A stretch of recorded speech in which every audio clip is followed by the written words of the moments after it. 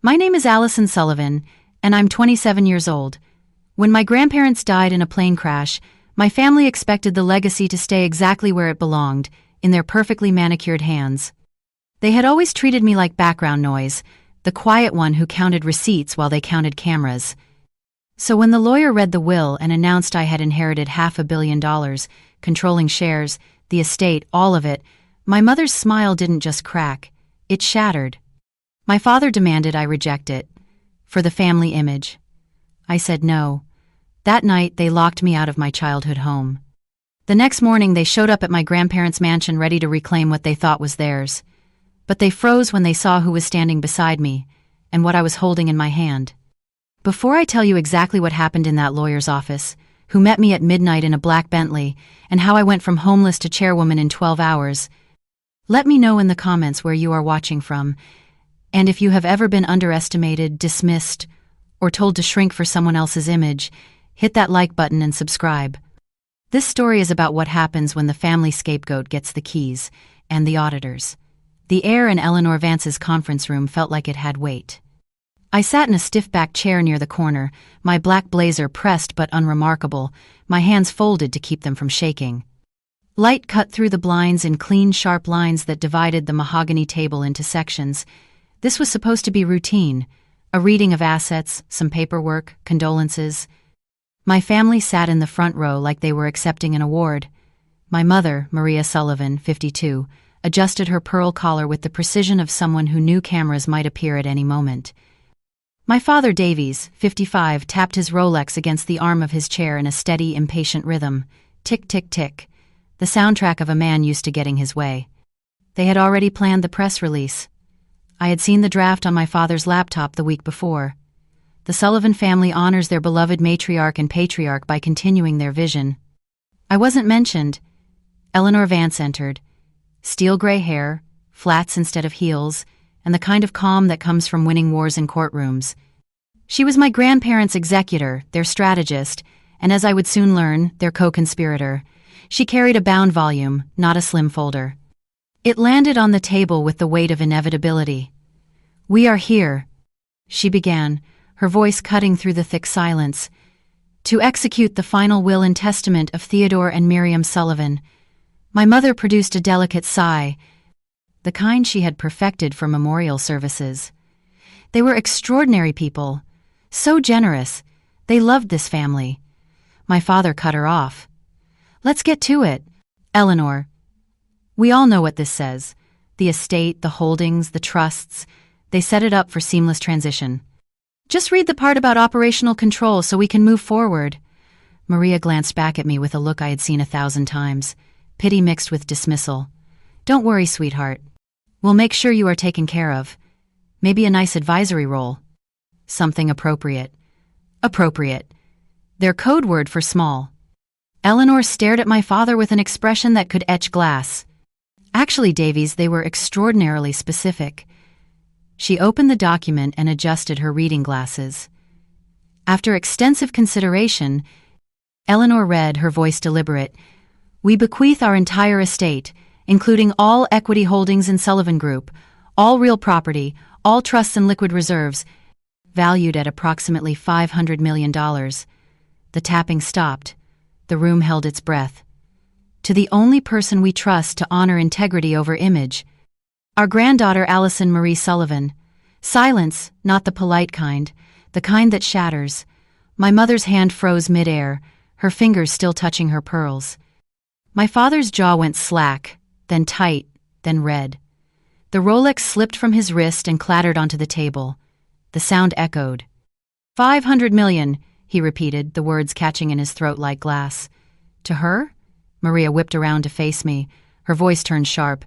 "This must be a mistake. Eleanor, you read it wrong." "There is no mistake," Eleanor said evenly.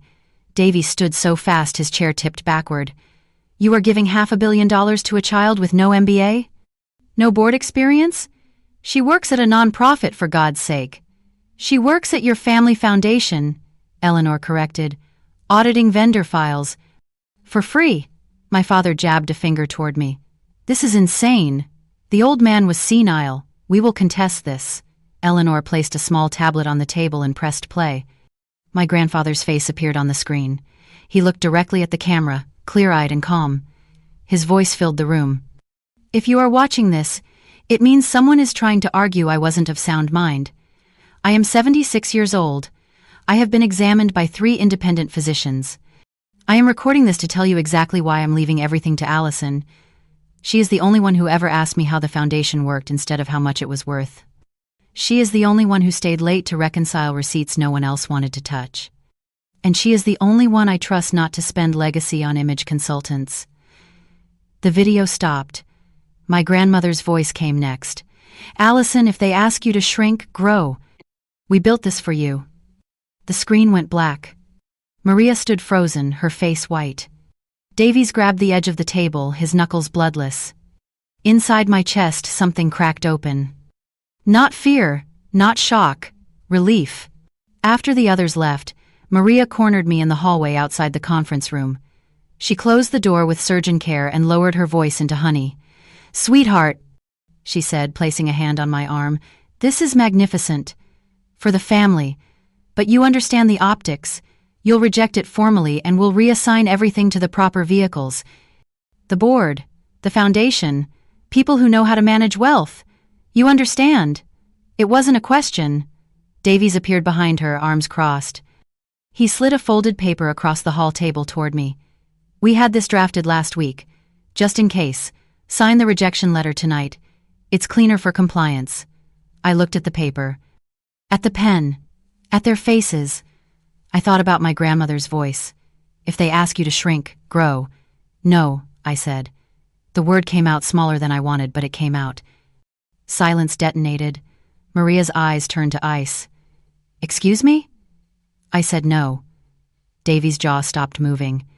His hands didn't. The pen he had placed in front of me snapped in half. Ink bled across the paper. "Don't be dramatic," Maria whispered. "This isn't about you. This is about protecting what they built." "They built it for me," I said, my voice steadier now. "The will says so." Davies slammed his hand on the table. The sound made me flinch, but I didn't move. "We'll talk about this at home," he said, his voice low and dangerous. But the way he said home made it clear. It wasn't mine anymore. By the time I got back to the house, the locks were changed. My car key didn't work in the ignition. My credit cards were frozen. A single suitcase sat on the front porch like a prop in someone else's play. My clothes had been folded with care. That somehow made it worse. A text arrived from my mother. "You are confused. Sleep elsewhere. We will fix this in the morning." I sat in my car under a streetlight and reread the will on my phone. Eleanor had sent me a PDF. The numbers meant less than the trust triggers I noticed buried in the clauses. Phrases about coercion, about guardianship, about automatic audit release. My grandparents hadn't just left me assets. They had left me a system. Headlights washed over my windshield. A black Bentley eased to the curb. Eleanor Vance stepped out in flats and war-hardened calm. She opened the passenger door. "Miss Sullivan," she said, her voice cutting through the night air. "Your grandparents expected this. Get in." I looked down at my hands. They were steady. I got in.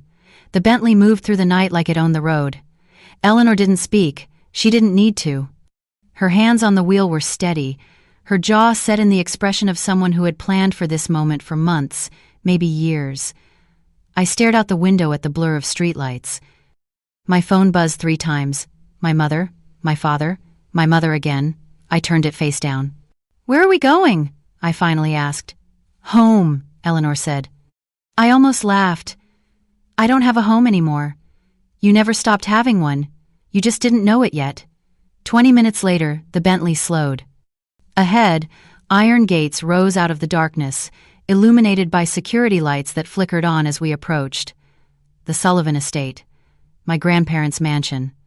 I had been here 100 times for holidays and summer parties, but always as a guest, always temporary. The gates opened without Eleanor touching anything. She drove through and the gravel crunched under the tires like a whisper. Early morning fog clung to the lawn. The house loomed ahead, 3 stories of stone and glass and history. Eleanor parked near the front steps and handed me something. A keycard. It was sleek, black, with raised gold lettering. Trustee Access. Allison M. Sullivan. I stared at it. What is this? Proof, Eleanor said. Your grandparents expected your parents to do exactly what they did tonight. 6 months ago, you were quietly appointed interim trustee of the estate, majority voting rights, primary signatory authority. The board was notified, minutes were filed. Notarized. My hand started shaking. 6 months ago? I didn't know anything about this. That was the point. Your grandparents wanted the structures in place before anyone could interfere. You've been chairwoman in waiting since April. Tonight you stopped waiting. I looked at the keycard again. My name in gold. Real. Legal. Come inside, Eleanor said. There's more you need to see. The house smelled like old wood, and my grandmother's lavender sachets. Eleanor led me through the foyer, past the dining room where I used to set napkins in perfect triangles, past the staircase I had climbed 1,000 times. She stopped at the library door and pressed her palm to a panel I had never noticed before. A soft beep. The door unlocked. Inside, the library looked exactly as I remembered. Floor-to-ceiling shelves, leather armchairs, the globe my grandfather used to spin while telling stories. But Eleanor walked past all of it to the far wall. She pressed her hand to another panel, this one hidden behind a row of law books. A section of the wall slid open with a mechanical hum. Behind it was a biometric safe, brushed steel, seamless. Eleanor gestured for me to step forward. Your handprint is already registered. Open it. I placed my palm on the scanner. Green light, a click. The safe door swung open. Inside were shelves, hard drives, wire-bound ledgers, audio tapes labeled with dates and initials, and a small brass plaque mounted on the interior. Ethics Vault. For Allison's eyes only. What is this? I whispered. Eleanor reached in and pulled out one of the ledgers. She opened it to a marked page. Rows of transactions. Dates. Account numbers. Vendor names I didn't recognize. Wellspring Media LLC. Prestige Consulting Group. Elevation PR Partners. Every dollar your parents took from the foundation is documented here. Eleanor said, her voice quiet but sharp. Charity money rerouted through PR fronts. Shell companies tied to your mother's stylist, your father's college roommate, your mother's cousin. Donations that round-tripped back into personal accounts. They didn't just misuse the foundation, they built a system to loot it. I felt my stomach turn. How much? $47 million, over 8 years. The number didn't feel real. I sat down in one of the leather chairs before my legs gave out. Eleanor placed the ledger in my lap. We didn't just leave you wealth, Allison, we left you proof. Your grandparents knew your parents would come for this, they wanted you armed. Eleanor pulled another document from the vault. It was stapled and flagged with neon tabs. She sat across from me and opened it to a highlighted section. This is the trust instrument, she said. Page 47. Firewall clause. I leaned forward and read. Any attempt by a non-beneficiary party to coerce, manipulate, or pressure the primary trustee into rejecting, transferring, or diminishing said assets shall be deemed an act of bad faith and shall trigger the following: immediate nullification of all advisory claims by said party, mandatory forensic audit of all associated entities, and referral to state regulatory authorities. I read it twice, then a third time. Maria's demand tonight, I said slowly. That counts? That counts, Eleanor confirmed. The moment she asked you to sign that rejection letter, she activated the clause. I notified the state attorney general's office 2 hours ago. Auditors are en route. They'll be here by noon tomorrow. A cold, sharp laugh escaped my throat. They thought I was the weak one. They thought you were controllable, Eleanor said. They didn't read the fine print. Your grandparents did. Every word of it. I looked at the vault, at the rows of evidence, at the life my parents had built on stolen charity dollars. And I thought about the text my mother sent. We will fix this in the morning. They're going to try to take this back, I said. Eleanor's smile was thin and hard. Let them try. I stayed awake until dawn. Eleanor brought coffee and a laptop. I sat at my grandfather's desk and opened file after file. Emails between my mother and a PR consultant discussing how to inflate donation metrics, wire transfer receipts showing foundation funds flowing into LLCs. an audio recording of my father on a phone call, casual and cold. "We just route it through the vendor, take the processing fee, and rebrand it as operating costs. No one audits operating costs." I listened to his voice and felt something inside me go still and sharp. Eleanor appeared in the doorway around 5 a.m. with a second cup of coffee. "There's something else," she said. She handed me a folded piece of stationery, my grandmother's handwriting. "Allison, if they ask you to shrink, grow. Ethics over optics. Always. We built this for you because you're the only one who would use it correctly. Don't let them make you small." I pressed my thumb to the curve of the letter G, the way she always wrote it, with a little flourish at the end. Eleanor sat down across from me. "Tomorrow morning we're holding a shareholder briefing on the South Lawn. Public, transparent, we'll present the trust documents, the deed transfers, and the board resolutions. The auditors will be present, so will your parents." "They'll fight," I said. "They'll lose," Eleanor replied. I looked at the stacks of evidence. At the vault still open on the wall, at the keycard with my name in gold. "What do I need to do?" Eleanor pulled out a folder. Inside were deeds, board minutes, camera placement diagrams, and a timeline for the briefing. "You need to show up," she said, "and you need to let them see that you're not afraid." I stayed at that desk until the sky turned pink. I studied every ledger, every email, every clause. I memorized the names of the shell companies. I traced the wire maps with my finger until I could draw them from memory. Tomorrow, my parents would try to take what wasn't theirs. Tomorrow, they would learn I don't break. By 9 in the morning, the South Lawn looked like a corporate summit. White tents lined the grass. Microphones stood at attention near a podium. Shareholders arrived in clusters, whispering and glancing at their phones. Press vans parked along the curved driveway, cameras assembled on tripods. Neighbors gathered at the property line, drawn by the spectacle. I stood near the library window watching it all unfold. Eleanor adjusted my blazer collar and handed me a folder. "They'll arrive any minute," she said. "Let them perform, we have the evidence." Right on cue, a silver Mercedes pulled through the gates. My parents stepped out, flanked by 2 people in expensive suits. Their PR team. My mother wore a navy dress and pearls. My father wore a gray suit that screamed gravitas. They smiled for the cameras, waved politely, played the part of concerned family navigating tragedy. I walked out onto the lawn. My black blazer fit like armor. Eleanor stayed 1 step behind me, silent and lethal. Maria saw me first. Her smile froze. Davy straightened his tie and approached. "Allison," he said, loud enough for nearby microphones to catch. "We need to talk privately. This has gotten out of hand." "No," I said. "It hasn't." Eleanor stepped to the podium. The crowd quieted. Cameras focused. "Good morning. I am Eleanor Vance, executor of the Theodore and Miriam Sullivan estate. We are here to clarify recent developments regarding the transfer of assets and governance." She opened the trust document and read aloud, her voice carrying across the lawn. "Any attempt by a non-beneficiary party to coerce, manipulate, or pressure the primary trustee into rejecting or transferring said assets shall trigger immediate nullification of advisory claims and mandatory forensic audit." Behind her, a screen flickered to life. Scanned deeds appeared, board minutes, signature pages, transfer documents dated 6 months earlier. My name in bold. As of April 22nd, Allison Sullivan was appointed interim chair and majority trustee. On October 29th, coercion was attempted. The clause was triggered. Gasps rippled through the crowd. My father took a step forward. My mother's hand went to her throat. Eleanor gestured toward the back of the crowd. 2 men in dark suits stepped forward. State investigators, badges visible.